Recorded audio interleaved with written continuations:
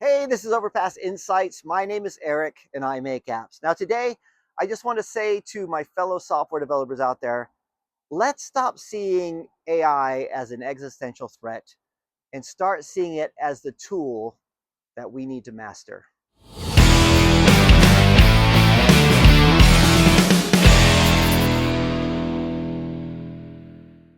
All right, so the last week I did a couple of videos about how I'm using AI and how I'm really big on Claude Code and how I'm getting AI to do a lot of my day-to-day stuff for me, doing a lot of the little projects that I would have done if I had the time, but I just didn't have time to do, or some of the things I would have offshore teams do in the past, and it's just easier to get AI to do it independently.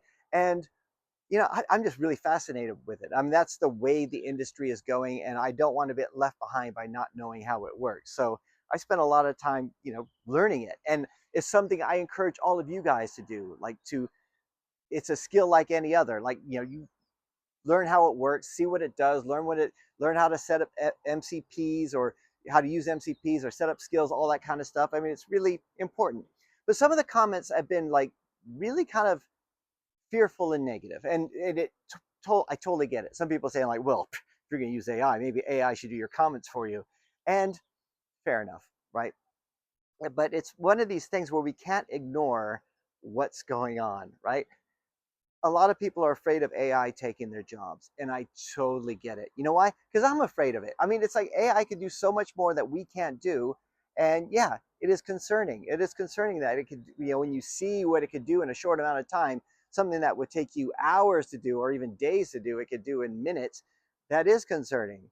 But if you use AI enough, especially at the current time, you know how often it's wrong. You know how you need somebody with experience with the years to actually work with this kind of stuff. And as somebody in the industry who sees where the industry is going, you owe it to yourself to know how that works. I truly believe that.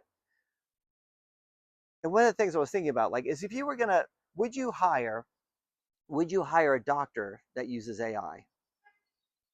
Now think about it for a second.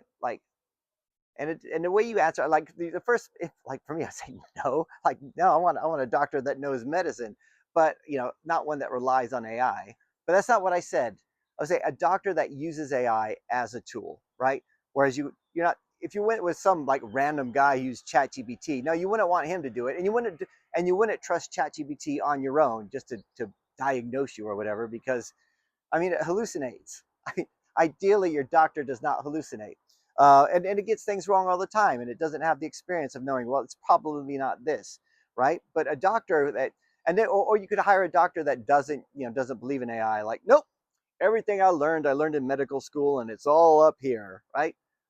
I mean, that would be fine, I guess. But I mean, or you can have one that says, look, I've got years of medical experience. I'm the best in the field, but I use AI as a tool just to make sure that I'm more efficient and I could spot things that maybe I not may not have spotted at first glance. I'd want the guy in the middle, the professional who uses the tool. And this is the way we should be thinking ourselves as software developers going forward. You know, be able to code, be able to do what you need to do, but know how to use the tool.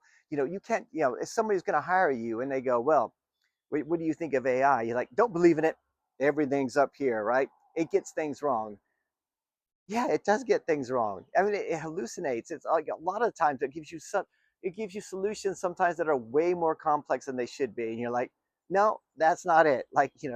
And it's the experience and the skill to know how that works. But we can't ignore the fact that the market is going in a certain way. We can't ignore the fact that companies are looking at AI, and the big fear that we're going to have some. I mean, I don't know. When I worked in investment banks, I had some middle managers who may have thought that they could code, but you know they were clueless. They didn't even know how to do anything.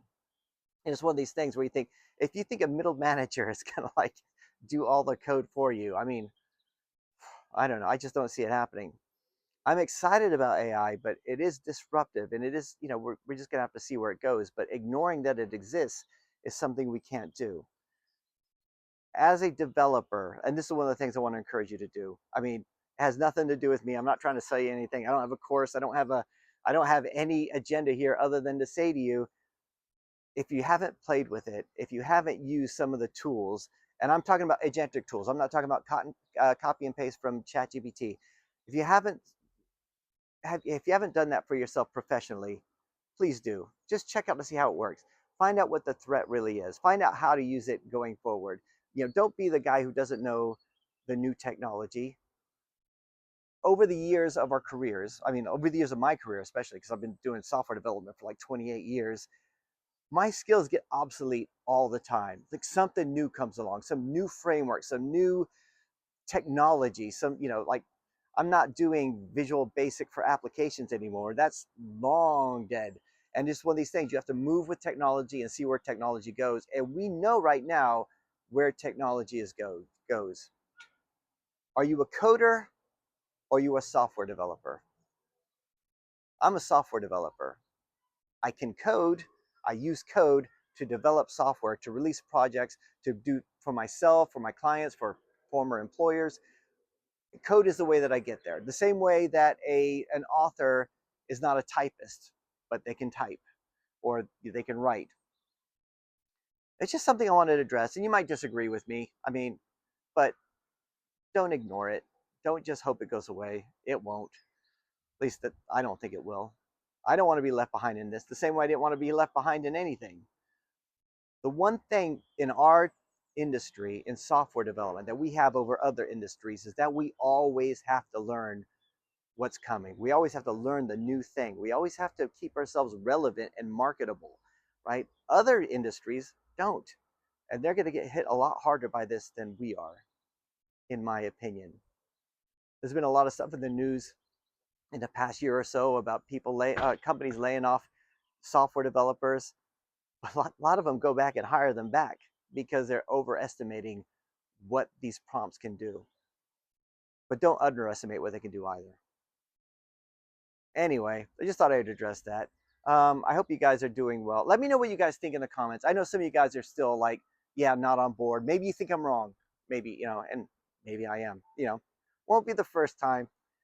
Anyway, I hope you guys are having a good day. I'll be, staying healthy, staying safe. That is it for today. I'll talk to you.